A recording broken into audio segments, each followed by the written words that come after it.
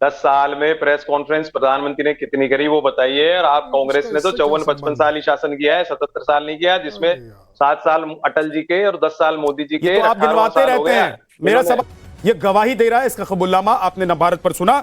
अशोक यादव जी, एक तरफ ये जासूस हैं जो पैसे के लिए देश को बेच दे रहे हैं, लेकिन दूसरी तरफ कांग्रेस अगर कहती है कि सरकार ने देश को धोखा दिया है, तो क्या आप इस बात को मानते हैं?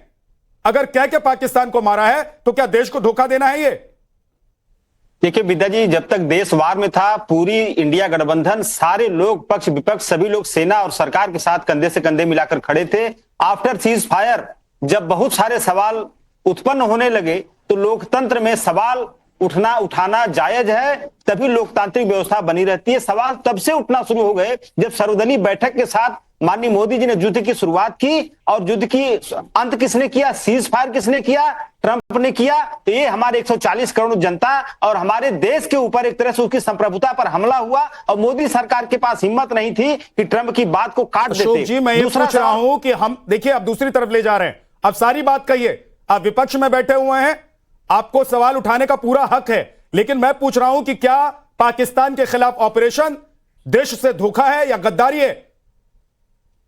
देखिए, पाकिस्तान के खिलाफ ऑपरेशन बहुत ही अच्छा रहा, सरकार का, सेना का सराहनीय कदम रहा, और पूरा विपक्ष इस कदम के साथ था। कहां कोई सवाल खड़ा कर रहा है विद्या जी? सवाल तो खड़े हो रहे हैं जब विदेश मंत्री जी का बयान आता है, उस बयान को लेकर के सवाल खड़े हो रहे हैं। अरे तो 14 दिन पहले का बयान उठा के देख लीजिए, फिर तो मोदी जी ने खुला चैलेंज बिहार से दिया था पाकिस्तान को, तो क्या कहेंगे आप लोग? नहीं देखिए, तो क्या कहेंगे अशोक जी आप लोग कि भाई मोदी जी ने पहले बता दिया कि हम मारने वाले, भाई बोला कि मारेंगे और मारा, घुस के मारा, वहां मारा जहां जहां पाकिस्तान सोच नहीं सकता था।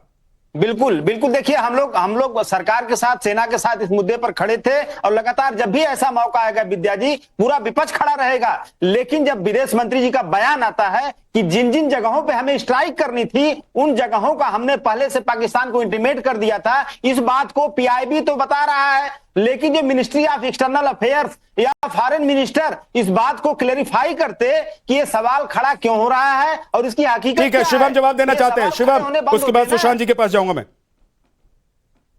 विदेश मंत्री का बयान है कि हमने उनको अवगत कराया कि हम आतंकवादियों को मारेंगे, सेना अगर चाहे तो इससे अलग रह सकती है, पाकिस्तान अगर चाहे। ये तो हम हमेशा से कह रहे हैं, इसमें ऐसी कौन सी चीज है जो भारत कभी नहीं रिपीट करता।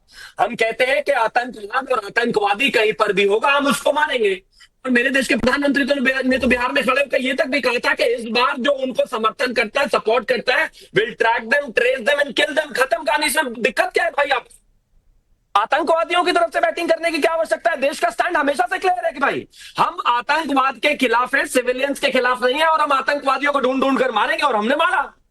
ऑपरेशन सक्सेसफुल हुआ। पहली बार इस दुनिया में 2 न्यूक्लियर देशों में आपस में एक न्यूक्लियर देश दूसरे के 200, 250, 250 किलोमीटर तक अंदर घुसा, उसको घुसकर आकर मार कर आया, और ये कहते नहीं नहीं ये तो धोखा कर दिया।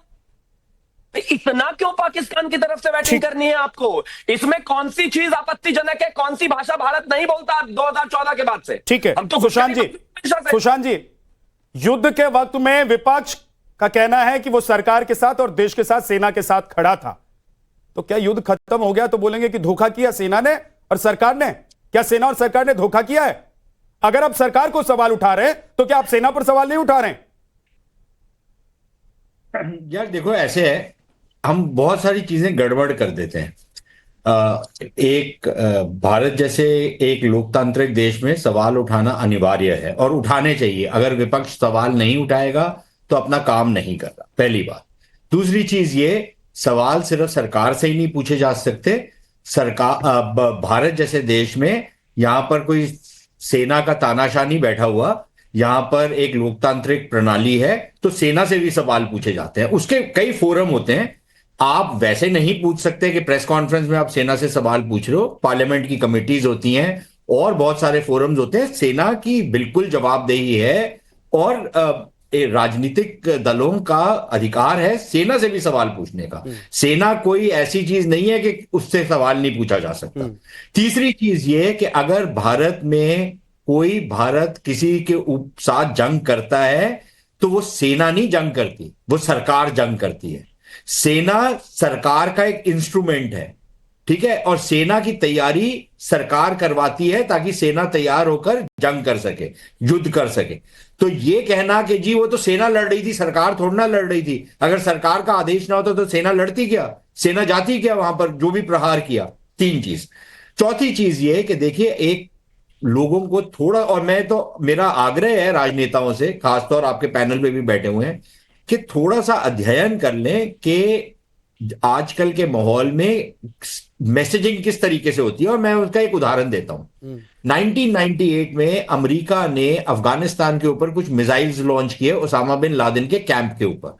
मिसाइल लॉन्च हो गए, मिसाइल पाकिस्तान के ऊपर से जा रहे थे, और जब मिसाइल जा रहे थे तो उस समय अमेरिकी जो जनरल था उसने पाकिस्तानी जनरल को फोन करके बोला कि देखिए आपके, या मेरे ख्याल वो साथ में डिनर कर रहे थे या कुछ, उसने अपनी घड़ी देखी और पाकिस्तान जनरल को बोला कि देखिए अभी आपके देश के ऊपर से कुछ मिसाइल्स जा रही हैं, आप कुछ मत करिएगा, ये मिसाइल्स इंडियंस ने नहीं छोड़ी, ये मिसाइल्स हमने छोड़ी है अफगानिस्तान के लिए।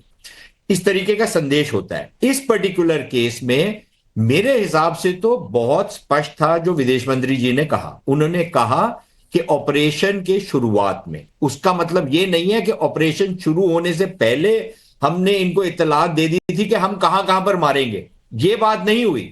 ऑपरेशन के स्टार्ट में मतलब कि ऑपरेशन आपने लॉन्च कर दिया, मिसाइलें हिट कर गई और आपने वहां के अधिकारियों को बता दिया कि हमने ये किया है क्योंकि आप आतंकियों के खिलाफ कोई कार्रवाई नहीं कर रहे थे, इसलिए हमने ये किया है। अगर आपकी तरफ से कोई जवाबी कार्रवाई हुई तो उसकी प्रतिक्रिया होगी। ये बहुत स्पष्ट तौर पर विदेश मंत्री ने अपने बयान में भी बोला था और उसके बाद जो भी बातचीत हुई है वो भी हुई। एक और चीज बोलूंगा, देखिए कांग्रेस पार्टी को, समाजवादी को, तमाम विपक्षी दलों को राजनीति करने का पूरा अधिकार है और इस मुद्दे पर भी राजनीति करने का अधिकार है। मैं तो यह भी मानता हूं भारत में हर चीज में राजनीति आती है, लेकिन जिस तरीके की भाषा का इस्तेमाल किया पवन खेड़ा ने, जिस घटिया स्तर पर वे उतर के भारत के विदेश मंत्री को गद्दारी का वो बोल रहे हैं, एक इल्जाम लगा रहे हैं, और जिस तरीके की भाषा का प्रयोग किया, क्या ये किसी राजनीतिक दल को शोभा देता है? सुशांत जी, मेरा सवाल तो ये है